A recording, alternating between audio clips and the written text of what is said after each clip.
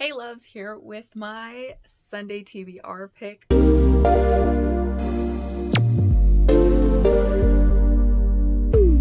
I am very nervous. I'm doing this really quick before I head off to get tattooed. I am going to be going with 5 picks. I still have 3 books technically on my TBR. One of them though is Night of the Mannequin, which is super short, and I plan on reading it today or tomorrow to finish it off. And then I also have Children of Time and Baron Nightingale. I'm going to be, since today is Saturday, and then I usually start my fresh week on Tuesday because that's my Monday at work. I have a feeling I can finish or make a good chunk in Children of Time. I'm going to be doing the audiobook on that one. So I'm going to be picking 5. I'm taking a gamble again. I keep doing that. I don't know why I do this to myself, but I do. But yeah, so I'm going to go with 5 instead of 6. I am counting Night of the Mannequin done, and then I will probably get halfway through or make a huge dent by Monday or by Tuesday of Children of Time. So I'm just going to count it. So wish me luck. Here we go. Let's get this started. Okay, so first pick is going to be your choice. So I get to pick whatever I want. I can pick off of either one of the prompts that I have for the bingo board or for Pop Sugar, or I can just read anything I feel like reading. I really like this one. Okay, so for this first pick, which was to pick whatever I wanted, this works out because I am doing an A to Z challenge this year where I have to read books that start with letter A through Z. I have been stuck on Q for a while. I just haven't been able to get one in. I only had 2 books that start with Q because the word the counts as T, you can't like make it disappear. So it's been really hard, and there's not a lot of books out there that I was really interested in. I'm going to be going with Queenie by Candace Cardy Williams. I have heard very mixed things about this. This is a new adult. We follow the story of I think she's like 24, mid-20s. She is a black girl that lives, she is, I believe, half Jamaican, and she lives in England, and her life is kind of falling apart around her, and she keeps making very bad decisions. That is what I kind of got from. I was really nervous about this because this isn't the type of book that I normally read, but I only had 2 Qs on my actual TBR of books that don't start with like the or a or anything, so I only had between this one and one other book. So I'm gonna be going with Queenie. I am kind of nervous about this one because, like I said, and then I looked up reviews and stuff for this because I was trying to like weigh the options on which one I should read, and this one has very mixed reviews. Okay, so for pick number 2,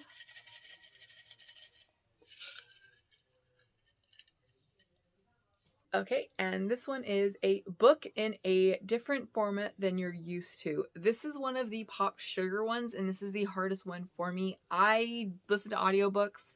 I read graphic novels.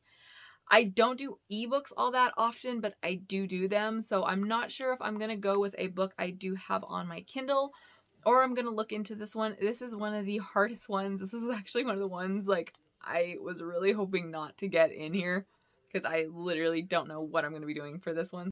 Okay, so for this prompt, I forgot that I had actually found out about this type of book. I've never read anything like this, so this is definitely not a format I've ever done before.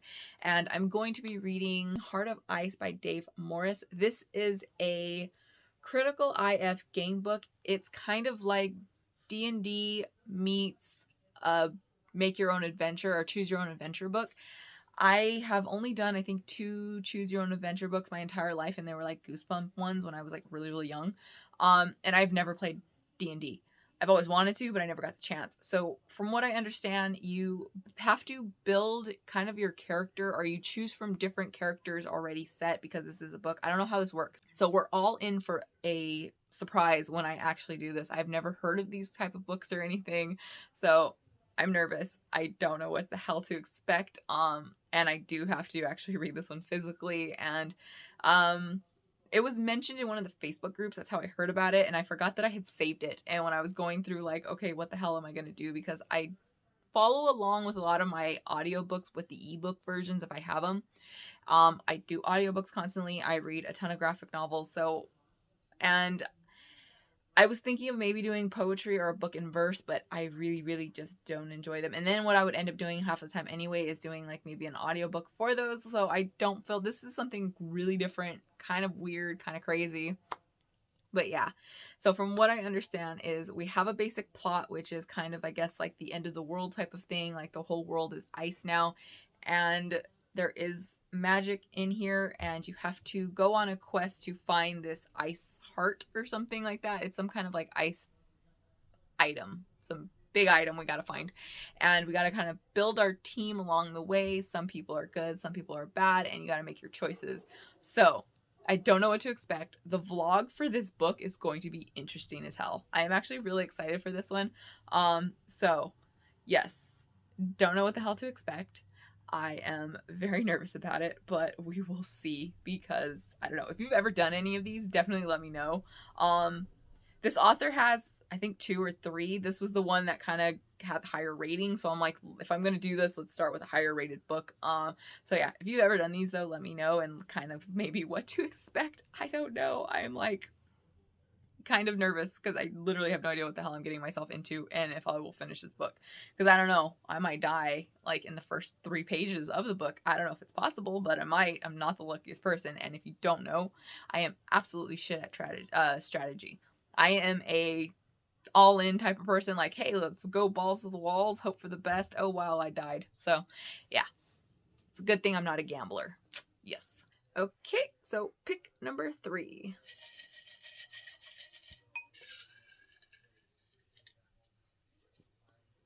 It's going to be pick 2. Really, I'm ready. Took a gamble and did 5, so here we go. This is draw number 1. And that is going to be a book you got for free or on sale. This works out really well.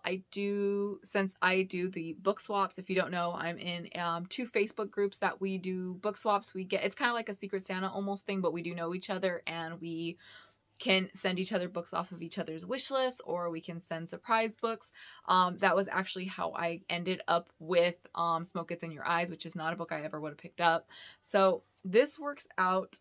That gives me a lot of leeway, so it's not too bad for a first one. I got this book. I have wanted to read this book for years and years and years, and I actually found a copy of it at the thrift store. I think I paid like $1 or something for it. And I actually filmed a video for 5-star predictions, which I'm going to now have to re-film because this book is on here, and I think I actually have another book that I might get to this month on there. So yeah, I don't know, I might still post it, but I'm not sure yet, because it was a 5-star prediction, and this book is a 5-star prediction from me. I've been wanting to read it for years. I've heard amazing things for it for years, and that is going to be The Shadow of the Wind by Ruiz Zephon. This is a book about books. We are following the story of a young boy named Daniel. I don't know if he's a boy or not. I keep saying young boy, but he might be like a teenager. He might be an adult. I'm not 100% sure. But we're following, I'm just going to keep going with boy, named Daniel, who his father is an antique book dealer, and he comes across this book named The Shadow of the Wind. And when he does, he falls in love with this book, and he wants to find other books by this author as soon as he finds out that this author has actually written other stuff. And the moment he tries to find more of these books, he comes across this kind of mystery that all of the other works have gone missing. Someone has been going around for years, decades, whatever, and have been destroying all of this author's works. Daniel actually thinks has the last remaining copy of this book. Like, there's no other ones. He can't find any, and he's trying to track down the author. He's trying to figure out what's going on. I know there's like kind of like a murder mystery. There's the mystery of the books, and then I believe there's like a love story going on in here. This book came out a long time ago, but I heard a lot of amazing things. Like, I was on a Tumblr still when I had first heard about this book. So this has been on my shelf for longer than 5 years. It's probably been on my shelf for maybe 6 or so years. But yeah, I am very excited for this one. I'm gonna have to refilm though. I was trying not to get this on there, but I really want to read it, and it was staring at me, and yes, I'm excited for this one though. I cannot wait. I'm probably gonna have to refilm that video though, but hey, I'm finally getting to this. I'm doing good. This is supposed to be my spring cleaning type of TBR, and I'm really sticking with that and getting in books that have been on my shelf for quite a long time. So there we go. Okay, so number 2. This is a super easy one, and it is a book that helps you escape reality. This is one of the ones that was on my bingo board. I found it a really weird prompt because all of my books help me escape reality. There's not a single book on here. I mean, that works in my favor because I could get in a pop sugar prompt, or I can't double up. I get one double up, so I don't know. Maybe I'll double up with something else. But yes, all my books help me escape reality. Even reading a nonfiction helps me escape reality because I'm not dealing with my own life. But hey, that is another easy prompt. Okay, for this next prompt, it was to help you escape reality. This book is definitely going to do that. I could have literally picked anything on my shelf that I wanted to, but I read the first book last month and I loved it so much. I got through pretty much the entire book in like one sitting because it was so good. I had so much fun and I really want to get to this next one, and I don't regret this choice. I'm really glad with it because I really want to get to this, and that is going to be Haunting Prince Dracula by Carrie Maniscalco. This is the second book in, I don't know what the name of this series is, actually. The first book is Stalking Jack the Ripper. With that book, if you don't know, I figured out the plot twist on that because they told you what the plot twist was going to be in one of the little blurbies reviews that someone left. So I'm not reading about this. I don't know what's going on. All I know is the ending of the last book, and we're on our way to Transylvania. And that's it. I don't want to read a blurb. I don't want to know anything. I want to try and be surprised because I honestly think that book would have actually surprised me with the plot twist if it wouldn't have been spoiled by a blurb. So I'm not going to read anything about this. I don't know what it's about, but I really want to get into this series. I really loved the first one. It was so much fun. For a character, I've got very mixed feelings about our main character. She's likes to think she's the smartest person in the room. She's not. She's kind of dumb, but I love her. And I love this world. I love the writing and everything. So I'm very excited to get into this second book. Look at me making progress on a series. If you don't know, I tend to start series and then never make my way through them. It's very rare that I'll get to a second book this fast. And I did pretty well because last week I got in the second book of the 5th season, or the Broken Earth trilogy. So look at me go. I could have done the third book. No, I'm sticking with this. I'm happy with this choice. I really want to read this one. And it's a little chunky, but hey, I got this. So those were my pick 2s. So technically we are now on to pick number 4. And I've already got 4 books. Oh dear goddess. Okay. Published anonymously. I know what book I'm doing for this one. This is my Pop Sugar one. There aren't that many books that are published anonymously that I was excited to read, but there was one specifically. I did mention it in my most intimidating books, and I am very excited to get to this one. Okay, so for this one, I did not know. There was literally no books I was really that interested in. This was like literally the only book I was even somewhat interested in reading that is anonymous. I've heard some people that they use Riley Sager as this one because I guess Riley Sager is a pen name, but I guess people know who the actual author is, or I don't know.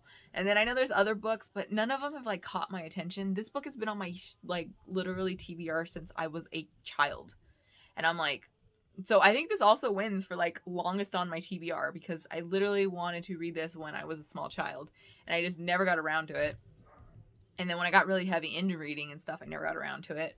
But I'm very excited for it. And that is going to be Arabian Nights by Anonymous. I did not know this book was written anonymously. Like nobody knows who came up with the stories. This one is translated by Sir Richard F. Burton though.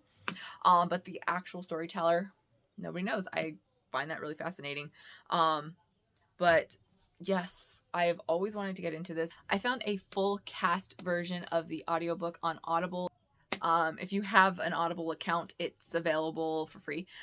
So yes, I haven't started it, but I love full cast. Like it's amazing. And then the fact that we've got all these different stories and stuff, I've always always wanted to get into this one, and because fairy tales are some of my favorites. So yes, this is a very kind of heavy, chunky one. I believe the audiobook is actually broken up into 2 parts because it's kind of long.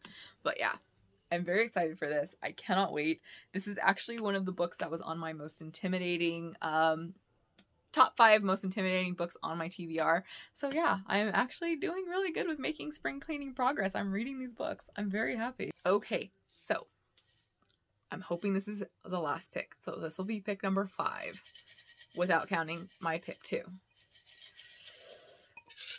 Oh, please be a good one. I've got 2 in my hand. Okay, that one's stuck. Read a graphic novel. Yes. Yes, yes. Okay. This is not too bad of a TBR though.